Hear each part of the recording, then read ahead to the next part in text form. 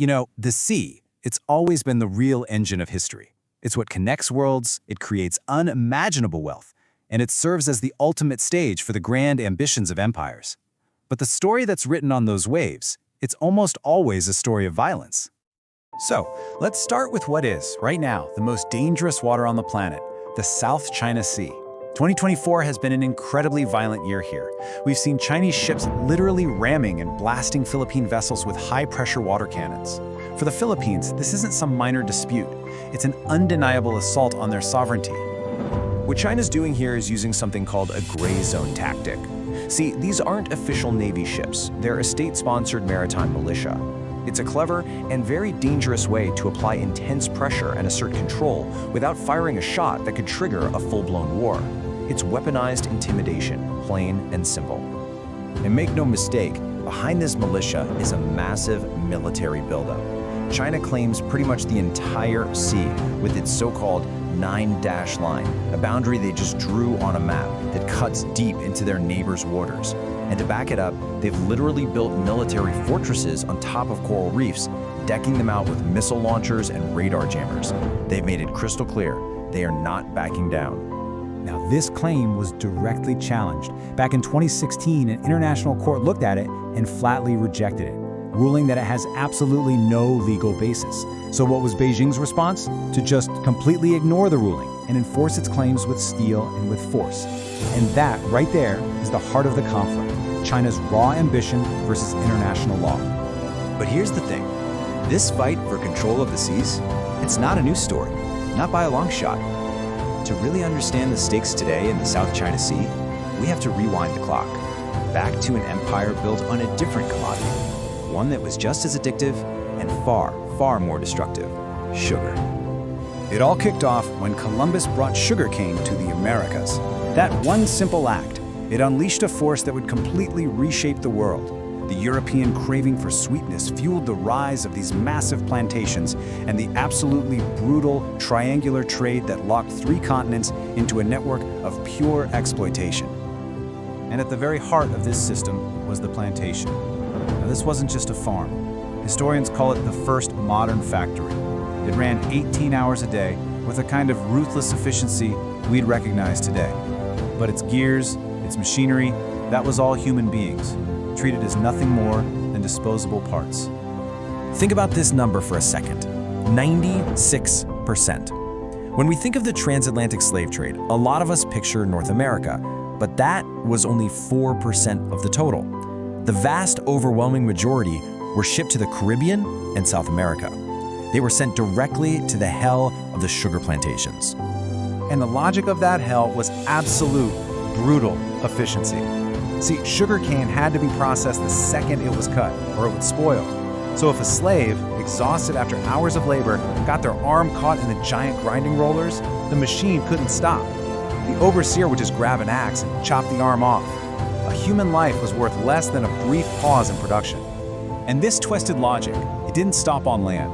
It extended to the sea itself. On the slave ship Zong, when the captain realized he was running low on drinking water, he ordered 133 living slaves to be thrown overboard, just so he could claim the insurance money. A British court actually ruled in his favor, declaring it was no different than throwing cargo into the sea. This wasn't just tragedy, it was capital.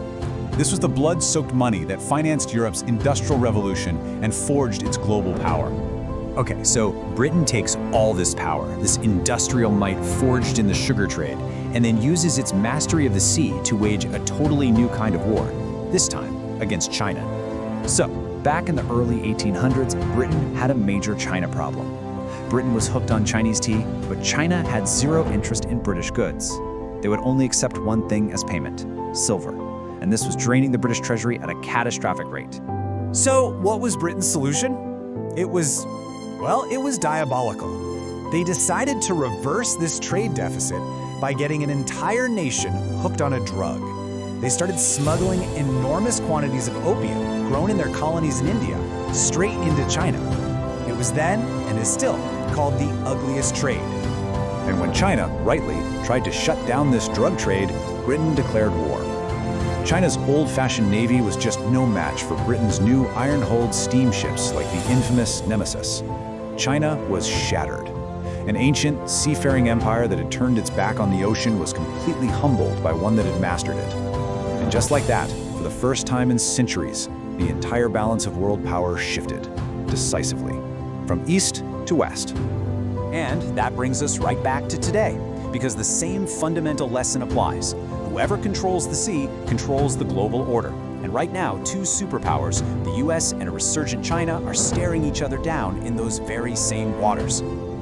So, the big question is, how could a war actually begin?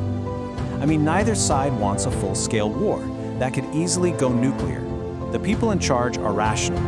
But here's the thing about war. It has its own logic. And sometimes, a series of rational decisions can lead to a completely catastrophic outcome. Okay, let's walk through a scenario. It's terrifyingly plausible. A US destroyer and a Chinese ship collide. The Chinese vessel goes down. China immediately surrounds the US ship, demanding its crew be handed over as prisoners. The US refuses. They're not going to let their sailors be taken hostage and sends in jets as a clear signal to back off.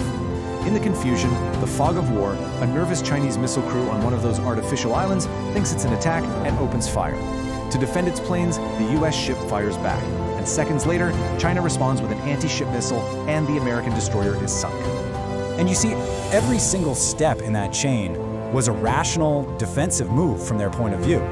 But the result is all-out war. And the stakes are just terrifying. If just one US aircraft carrier is sunk, 5,500 sailors could die. That's more than double the number of people killed at Pearl Harbor. You know, there's actually a name for this dynamic. It's called the Thucydides trap. The ancient Greek historian Thucydides noticed that war becomes almost inevitable when a rising power, like China today, challenges an established one, like the US. It's this tragic pattern that just keeps repeating itself throughout history, reminding us that even rational leaders can get dragged into a conflict by forces much larger than themselves. So, when we look at the South China Sea today, what we're really seeing isn't just some modern geopolitical squabble. We're seeing the culmination of centuries of violent history.